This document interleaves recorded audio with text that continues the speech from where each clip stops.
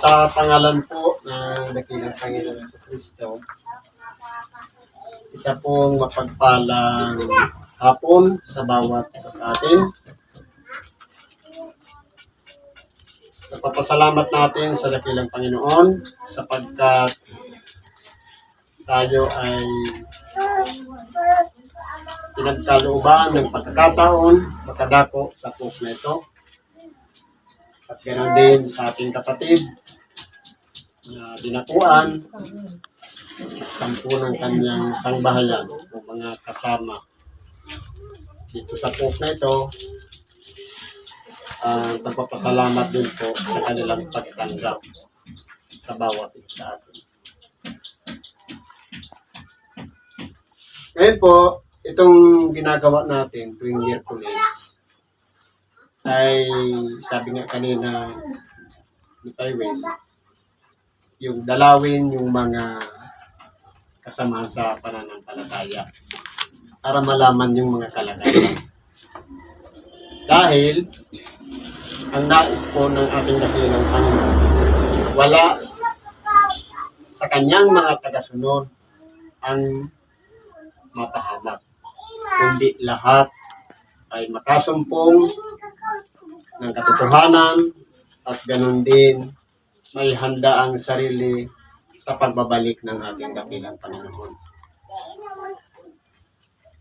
Meron po akong nakuha ditong sitas sa Ebanghelyo ni Apostol San Mateo sa Kapitulo 25, versikulo 1 hanggang 13. Basahin po natin. Kung magkagayon ay makakatulad ang kaharian ng langit ng 10 dalaga na kinuha ang kanilang mga ilawan at nagsilabas upang salubungin ang kasintahang lalaki. At ang 5 sa kanila ay mga mangmang at ang 5 ay matatalino. Sapagkat nang dalhin ng mga mangmang ang kanilang mga ilawan, ay hindi sila nangagdala ng langis. Datapwat ang matatalino ay nangagdala ng langis sa kanilang sisidlan na kasama ng kanilang mga ilawan. Samantalang nagtatagal nga ang kasintahang lalaki, ay nangagantok silang lahat at nangakatulog.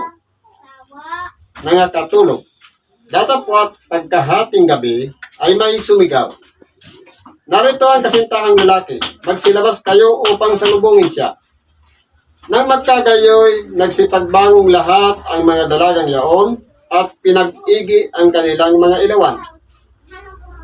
At sinabi ng mga mangmang sa matatalino, "Bigyan niyo kami ng inyong langis sapagkat nangamamatay ang aming mga ilawan." Datapwat nagsisagot ang matatalino na nangagsasabi, "Baka sakaling hindi magkasya sa amin at sa inyo, magsiparoon muna kayo sa nangagbibili at magsibili kayo ng ganang inyo." At samantalang sila ay nagsisiparoon sa pagbili, ay dumating ang kasintahang lalaki. At ang mga nahahanda ay nagsipasok na kasama niya sa piging ng kasalan at inilapat ang pintuan.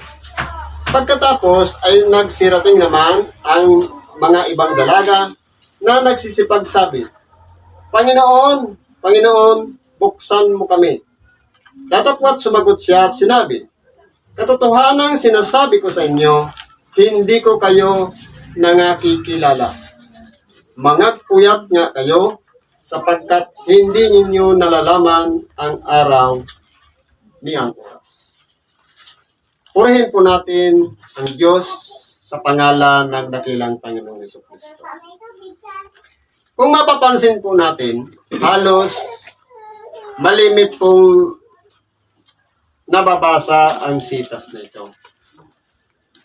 Siguro kung gaano na tayo katagal bilang lingkod ng Panginoon,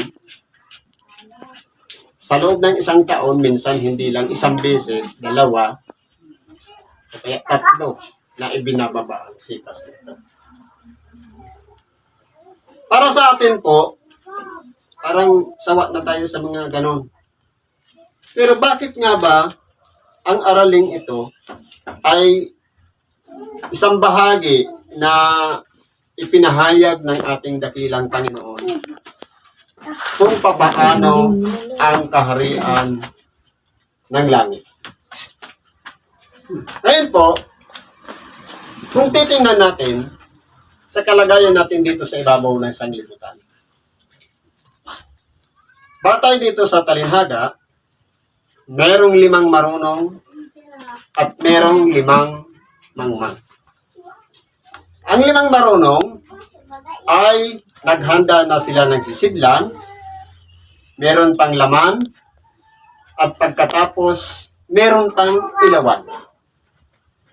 Sa makatuwid, kung sa pagbiyahe, maliban dun sa gamit mong daladala na nakasindi, meron pa siyang reserva. Ngayon, doon naman sa mga mangmang, sila po ay, kumbaga, kumpiyansa na sa buhay na ito. Na parang ang lagay, kung ano lang yung kalagayan ng buhay ngayon, hanggang doon na lang, walang tinatawag na paghahanda para sa kinabukasan. Saan po natin maihahambing ito?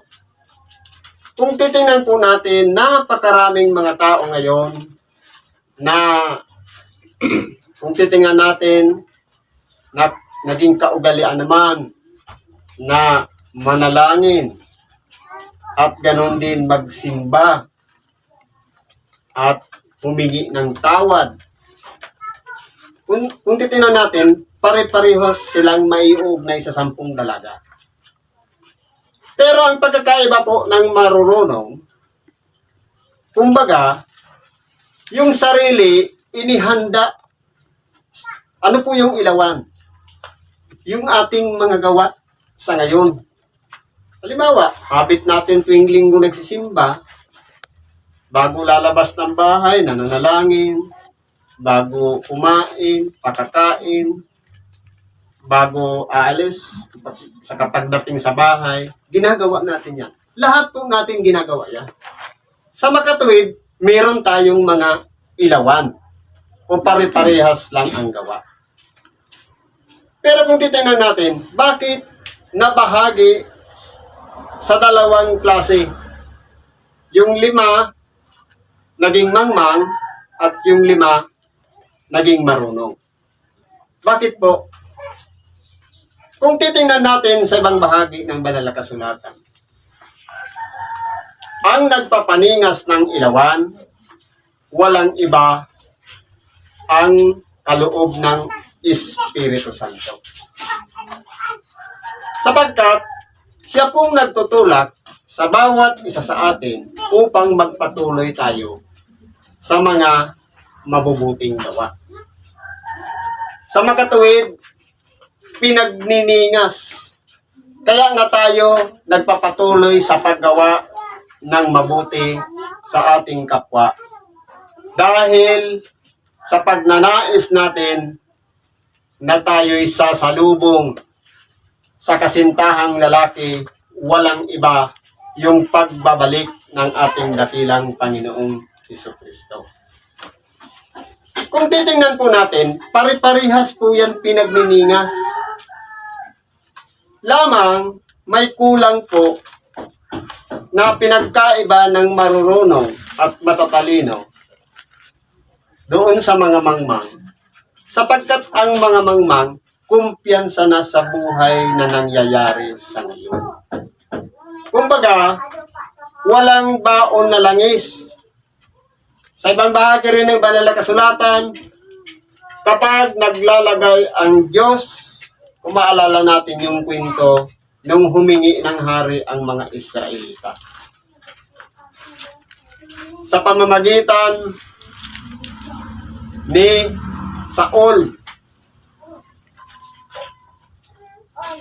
ang isang hari ay nagkakaroon ng tungkulin o tinatawag na obligasyon kapag sila po ay pinapahira ng langis. Sa makatuwid, Yung 5 marunong o matatalino na dalaga ay meron silang pagsunod sa tinatawag na obligasyon o kaya responsibilidad. Sapagkat kung titingnan natin ang buhay dito sa ibabaw ng sanglibutan, napakarami pong mga bagay na pwedeng maging balakid o kadahilanan para hindi tayo makasunod sa tinatawag na obligasyon. Kaya po, kung titingnan natin, ang sisidlan, walang iba ang ating pinaghahandaan sa ating buhay na kung sakali man matagalan ang pagbabalik ng ating dakilang Panginoon, meron tayong reserba na sa kabila ng gumawa na tayo ng mabuti sa kapwa, inihahanda din natin ang ating sarili sa pamamagitan ng pagsunod sa kalooban ng Diyos. Na kumbaga, yung kaloob ng Espiritu Santo sa bawat isa sa atin para gumawa ng mabuti, kaya tuwing pinagniningas, meron pa tayong reserba na langis na kung sakali dumating ang mga pagsubok sa ating buhay, meron tayong kalakasan mahuhugutan nang sa ganun magtagumpay tayo sa mga pagsubok na dumarating sa bawat isa sa atin. Kaya, kung tayo po ay isang tao o tagasunod ng ating dakilang Panginoon, at sabihin natin parehas-parehas tayong nag-aabang ng pagbalik ng ating dakilang Panginoon, at pagkatapos wala pong pagnanasa o pagnanais na maganap ang kalooban ng Diyos sa pamamagitan ng, kumbaga, bibigyan natin ng kalayaan yung Espiritu Santong nananahan sa buhay natin. Baka sakali halimbawa, may biyaya tayo sa pagtulong sa may karamdaman. May biyaya tayo sa pangangaral ng mabuting balita. Kumbaga, ang kalagayan, kinakailangan nating pahalagahan yung kaloob na yon na baka sakali sa pamamagitan ng pagsunod o paggawa ng kaloobang yaon ay makapag-imbak tayo o makalikom tayo ng langis na walang iba, pinalalakas natin yung ating sariling pagkatao sa pamamagitan ng tulong ng Espiritu Santo para hindi tayo madaig ng iba-ibang mga pagsubok. Kaya kung titingnan natin po dito sa ibabaw ng sanglibutan, tayo pong mga tao may kalayaan na pumili. Kahit may mga balakid, nagpapatuloy po tayo sa ating paggawa. Parehas tayo nag-aabang. Parehas tayo umaasa sa tinatawag na buhay na walang hanggan. Lamang, sa arayang ito, may warning. Mayroong pintuan. Na kapag nakapinid ng pintuan, wala na pong panahon. Na kumbaga kung kailan nakarating na o bumalik na ang ating dakilang Panginoon, saka natin gagawin ang mga bagay para makaipon tayo ng langis na yan. Kaya po, sa bawat isa sa atin na nagpapatuloy lalong-lalo na sa paglilingkod, sa pagsunod sa kalooban ng Diyos, tayo po ay maliban na pinagdiningas natin ang langis na yan, ay pinagkakalooban pa tayo na puspusin ng Espiritu Santo upang sa ganon meron tayong imbak na kung sakali man kung dumating na ang ating dakilang Panginoon, palagi po tayong handa. Hindi yung kung kailan nandiyan ang Panginoon, saka pa lang tayo gagawa o susunod sa kanyang kalooban. Halimbawa po, sa paglilingkod, tayo po ay nababahagi sa dalawa ring uri. Merong active, merong inactive. Yung active, bakit nagpapatuloy? Sabi nga, wala naman trabaho, misyon na misyon, pero bakit hindi naman nagugutom? Dahil ang biyaya ng Diyos hindi naman nakikita sa pananalapi. Sa pamamagitan ng iba-ibang kaparaanan para tayo mabuhay dito sa ibabaw ng sanglibutan. Sapagkat tayo ay sumusunod sa kanyang kalooban. Kumbaga yan ay isang halimbawa na mahirap ipaliwanag. Sabi nga, katulad ng isang bahagi ng banal na kasulatan, sabi, hindi kita pagkukulangin. Kaya kahit man tayo ay kagaya ngayon, oras sana ng pahinga, o kaya nasa trabaho, nakasakripisyo yung trabaho, alang-alang sa bawat isa sa atin na sumusunod sa kalooban ng Diyos. Pero kung titingnan natin, pantay lang po ang paningin ng Diyos sa lahat. Merong nagtrabaho ng 3 araw, o 2 araw, o kahit ilang araw yan na hindi kumpleto. At meron naman nagtrabaho na kumpleto. Pero, yung kulang yung kinita, bakit hindi naman nagkulang? At yung napuspos yung 1 linggo sa katatrabaho, bakit wala namang sobra? Sa makatuwid, yung kita mo ng 1 linggo, saan napunta yung iba? At yung kita mo na kulang ng 1 linggo, kung sabihin natin 3 araw lang, kalahati ng 1 linggo, bakit hindi naman nagkulang? Ganyan po ang isang milagro na nangyayari sa buhay natin. Kaya po, kung titingnan natin,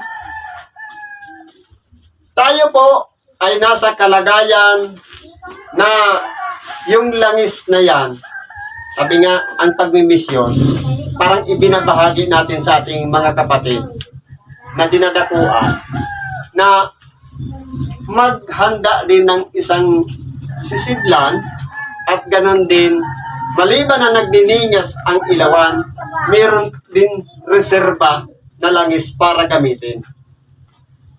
Ibig sabihin, parang yung bawat misyon natin, hinihikayat natin yung mga kapatiran na hindi nakadako ng templo na, kumbaga, manariwa muli kung papaano nagsumpa sa harap ng Espiritu Santo sa isang katanungan.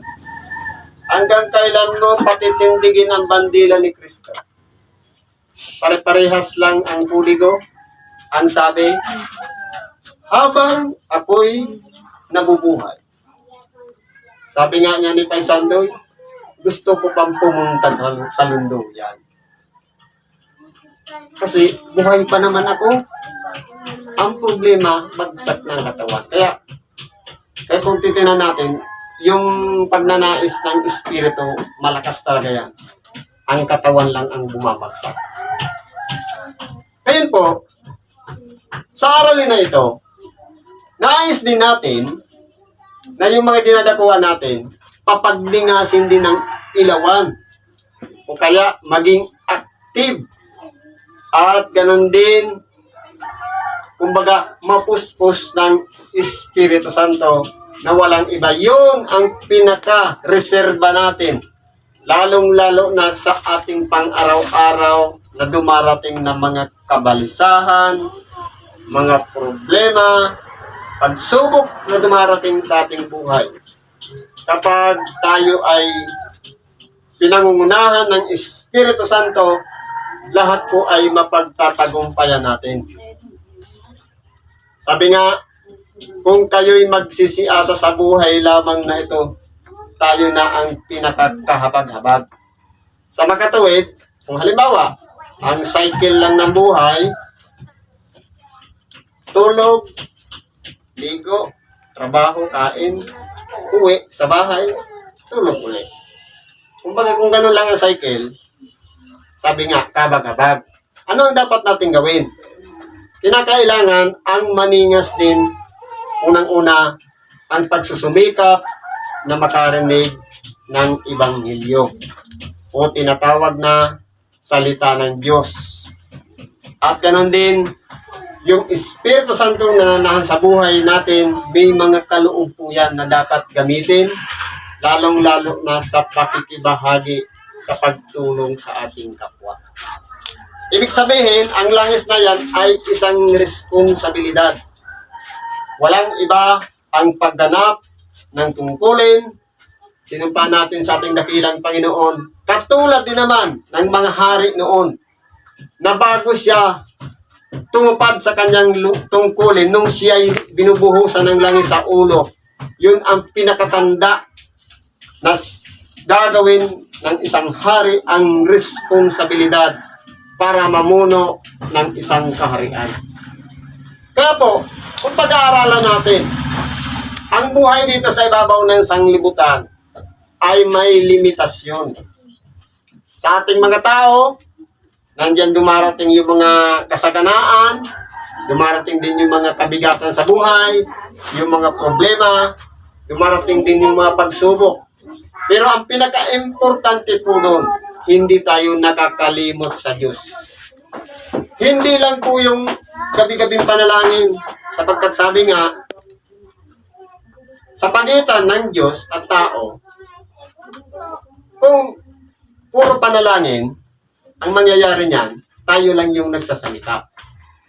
Ang Diyos lang ang tagapakinig. Pero, kung nakikinig naman tayo ng Ebanghelyo, kumbaga, pinagbibigyan natin ng pagkakataon na ang Diyos naman ang nagsasalita, tayo naman yung tagapakinig. Kumbaga, sa dalawang kalagayan, halimbawa, dalawang tao, hindi naman pwede na nakatikom lang ang bibig ng isa, tainga lang ang ginagamit. Hindi rin pwede na pandinig lang yung isa, hindi naman nagsasalita. Ibig sabihin, bigayan. Nagsasalita ang isa, pakikinggan ng isa, at yung nakinig, siya naman ang magsasalita, pakikinggan naman ng naunang nagsalita. Kumbaga, bigayan. Ganyan po ang kalagayan natin dapat dito sa ibabaw ng sanglibutan. Marunong tayong manalangin, lahat ng ating mga pagsusumamo, mga daing, mga kahilingan sa Diyos, ipinahatid natin sa pamamagitan ng panalangin. Pero ang pamamaraan naman ng Diyos para kausapin tayo, walang iba po, ipahayag ang Ebanghelyo sa pamamagitan ng kanyang mga isinugo na iba-ibang kalagayan. May apostol, may propeta, may mga guro o ebanghelista na sinugo para ituro at ipangaral ang salita ng Diyos. Ito naman po yung pagkakataon na ang Diyos naman ang nagsasalita sa pamamagitan ng bibig ng kanyang sinugo. Kaya ang nangyayari po, kung vice versa, parehas po nagbibigayan, napakaganda po na parang kung titingnan natin ang kalagayan natin, para tayong nag-iipon ng langis na walang iba sa pamamagitan ng ating mga obligasyon o tinatawag na responsibilidad o tungkulin sa pamamagitan ng kaloob ng Espiritu Santo na diyan tayo tinawag at tinatakan. Yan po ang magiging pamamaraan ng sa ganon. Kung bumalik man ang ating dakilang Panginoon, hindi lang ibig sabihin, nasasabihin, nakikilala natin ang Panginoon. Pero kung pinagbibigyan natin ang kanyang kalooban, nakikilala niya rin tayo. Dahil sa ating tinatawag na pagsunod sa kanyang kalooban. Kaya po, hindi po sapat na pinagdiningas lang ang langis. Gumagawa ka ng mabuti sa kapwa, tumutulong sa kapwa, hindi po yun sapat. Kundi kinakailangan ang preparasyon natin sa ating sarili na kahit anong oras dumating ang kasintahang lalaki, ang mga dalagang babae ay palaging nakahanda sa makatuwid. Kilala tayo o kilala natin ang Panginoon dahil palagi natin siyang tinatawagan at ganun din kilala rin tayo. Kaya kung titingnan natin, sabi nga Mapapalad kayo kapag kayo'y dumaranas ng mga pagsubok na parang kakaiba sa mga dating mga nangyayari sa atin. Sa makatuwid, yun ay palatandaan na kilala tayo ng Panginoong Diyos. Sapagkat, kumbaga, para malaman ang pagiging dalisay ng isang ginto, sabi nga, kinakailangan idaan sa apoy para makita ang tinatawag na purity o katapatan natin ng pagsunod sa ating dakilang Panginoon. Dumaranas tayo ng pagsubok. Kaya bakit ika nga yung mga lingkod na palagi naman nagsisimba, bakit mas mabibigat ang mga pagsubok? Sapagkat kumbaga, hindi po papayagan naman ng kalaban ng Diyos na manatili tayo ang ating katapatan sa Diyos. Kaya uugain talaga.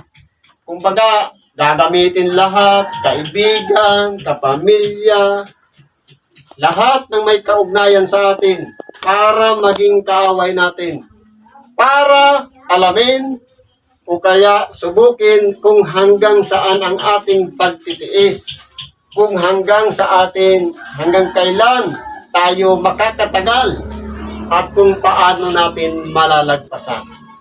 Mapalad po tayo kapag dumaranas tayo ng mga mahihigpit na pagsubok, subalit nalalagpasan natin yun.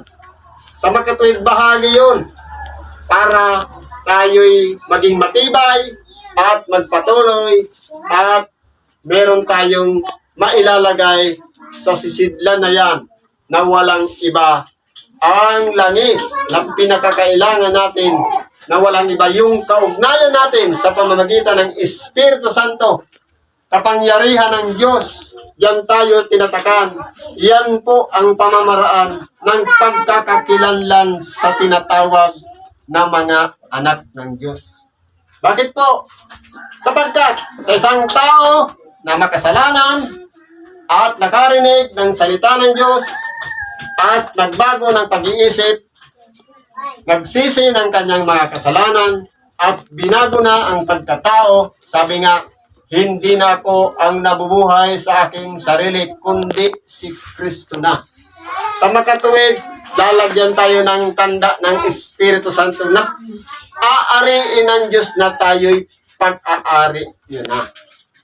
Kaya, kahit tayo po ay gumagawa ng mabuti sa kapwa, tumutulong sa kapwa, kulang pa po yun. Kinakailangan pagningasin natin ang ating mga ilawan. Gawin pa natin ang lahat ng magagawa natin para mas marami pa tayong matulungan ng mga kapwa. At higit sa lahat, kinakailangan meron tayong reserba sa sarili natin. Na walang iba yung mga gawa na nagpapatuloy sa pamamagitan ng ating mga obligasyon o responsibilidad na palagi tayong nakaugnay sa ating dakilang Panginoon sa pamamagitan ng pakikinig ng kanyang aral.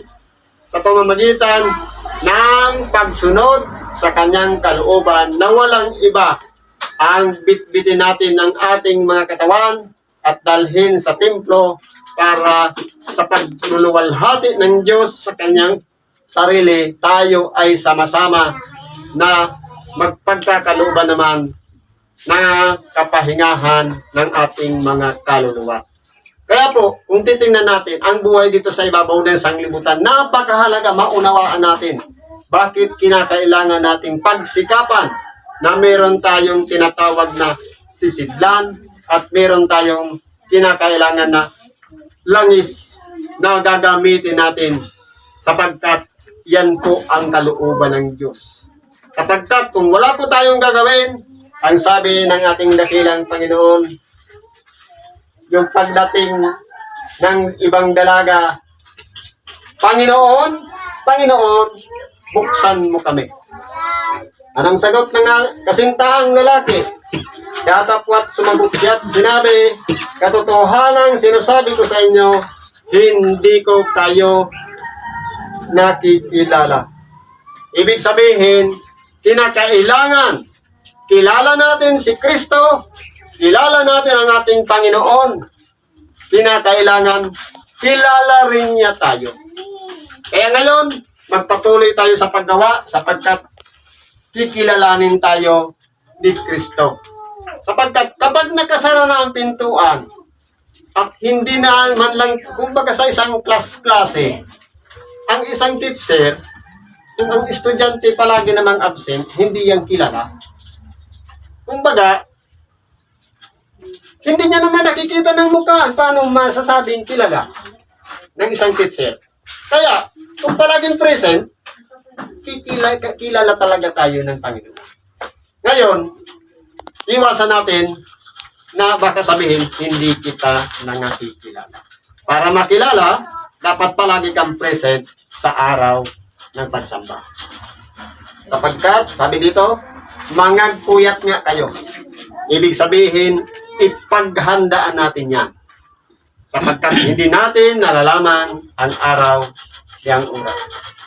Kailangan po, bawat isa sa atin ay magpursige at naway humiling din sa Diyos na palagi tayong gabayan at ingatan, lalong-lalo na sa bawat lakad dito sa ibabaw ng sanglibutan. Salamat at magpagpalang hapon sa ating lahat.